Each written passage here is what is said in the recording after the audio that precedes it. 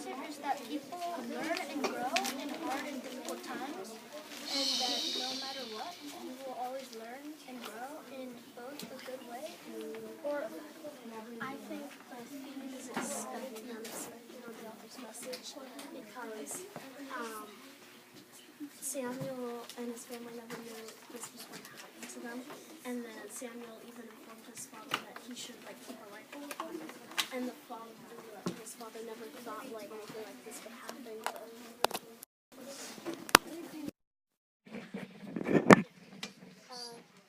I think the author's message is that don't be afraid or something like that.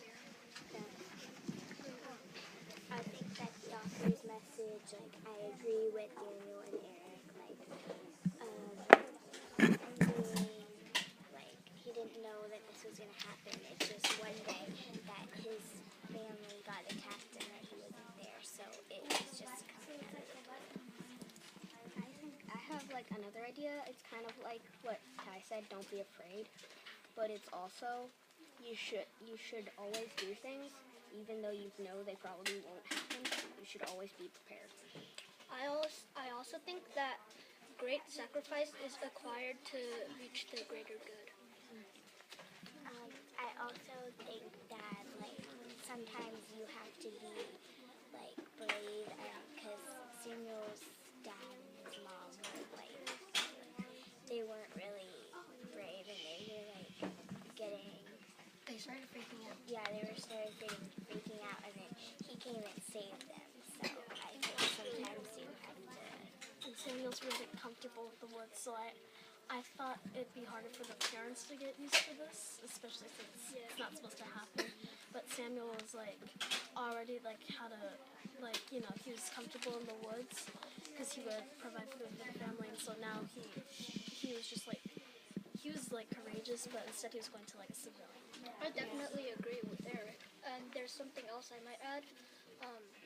His parents, Samuel's parents, I was quite astonished when I found out that they accepted Annie as one of their own, just like his dad.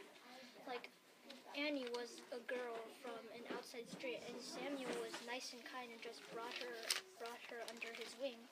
And then he just showed up with her, and they said, "Hi, this is my sister." On the boat ride over, he was like, "Oh yeah, and by the way, now you have a daughter." And then she's like, "What?" And then he did a brief explanation, and then they were like, "Oh, okay." I don't think my parents would take in another person I don't think my parents would adopt another person that without paperwork and stuff. But Well, remember, this was also back then, and so they didn't and they didn't have to pay or sign a document. Because if they didn't adopt her, she'd go back to being an orphan, and back then, nobody really wanted orphans. So it's actually a good thing that they did it, because then she would have to go back to the orphan, and sometimes she would have to live on the streets. a reason I think that they also did is that they felt it also stayed in the American Revolution there would be many orphan kids, but I felt the parents probably adopted her because I think they in a situation that happened to Samuel, they'd want another parents to adopt him as well, kind of helping out. I think that it was really nice of them to do that, and I think that Samuel felt she was his sister all along, because after the Hessians missed all the shots trying to shoot her, and then she came out into the bushes, he was thinking in his head while they were walking, and she was fine with it. He was he said in the book, he was thinking that I'm glad to have you as a sister. Yeah. And I'm wondering what would happen to Samuel if he grows up, and if he survives old age? What do you think would happen? What he would be as a job? I was thinking that he might he might either grow up to become a soldier and join the army, or he might forget all about that and lead a normal life. I think you should be in a person who cat kind of and did they have stores back then? Yeah. Well, Oh, yeah, I was gonna think he'll go out and get some, meat and then bring it back. So it'll be kind of slow I person. think he wouldn't get it from the store. I think he would hunt it himself Yeah. because he's meant to do that.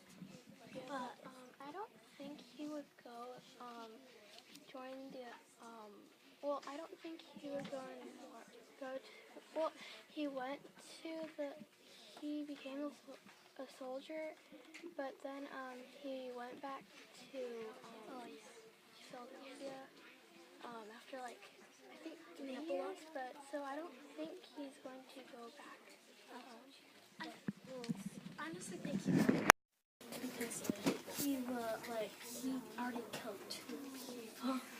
And with only 1 shot. So I think he's very experienced in that way. And since the war just started, I think it stated that, like, in the end, the author's most, like, from the author or something, somewhere in the end, that the American Revolution went on for 8 years. Yeah, it's in the. And so if you add that to Samuel's age, it would equal 21, so he'd be able to qualify as a soldier. Yeah, but in the epilogue, it does say he goes back. He said he didn't like fight. He just hunted for meat and And then his parents started a school for many children, orphans. In the afterword, I liked the last paragraph. The men fighting and dying in the war for independence were, for the most part, average young working men with little or no military training. They were fighting the most powerful nation on earth, and they suffered those horrendous casualty rates for an appalling 8 years. That these young men and boys stood to as they did in the face of withering odds and actually won and created a new country with their own blood is nothing short of astonishing.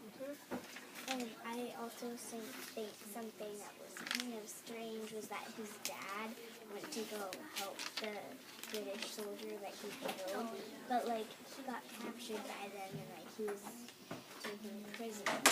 I wouldn't have done that. I like how the author states in the very beginning of the afterword, Woods Runner is not an attempt to write the history of the war for independence. Just so you know, it's fiction. Also, I was talking about great sacrifice for the greater good. This is a good example. Out of just over 200,000 men who fought, at least half of them died.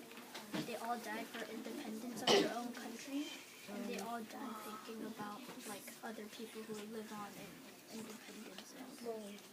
I think most of them died from like diseases. Yeah. Because if you go back a page, it says disease accounts for another 30 to 50,000 losses. Although it is difficult to determine accurately the number of wounded men who subsequently died of infection, estimates put the figure between 15 and 30,000.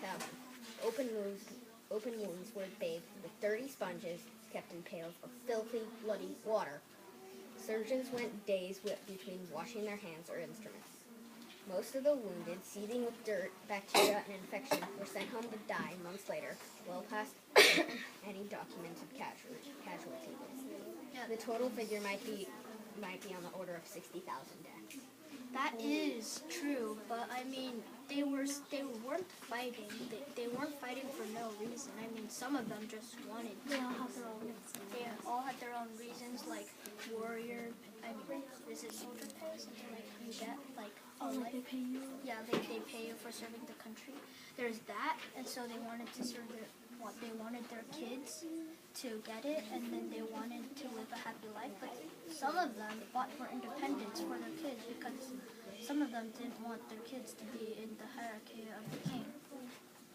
Yeah, exactly. The soldiers also fought for the future. That way, their kids and generations to come will live a nice, happy life. Yeah, but it also says, back then, however, most of the wounded did not live, so the proportion was more like 2 wounded for every man killed. So that's pretty much, if somebody dies, the 2 people next to him will be wounded, and they'll probably die of sickness. But they still fought for. They might have died of sickness, trying to fight Yeah, climate trying change. to fight. Same thing for prisoners though. Yeah. When they didn't have enough room in those warehouses and stuff, they would put them on floating ships, Yeah. and then the disease would spread from person to person. Yeah, because their bathrooms were buckets that they never emptied. So they just kind of overflowed.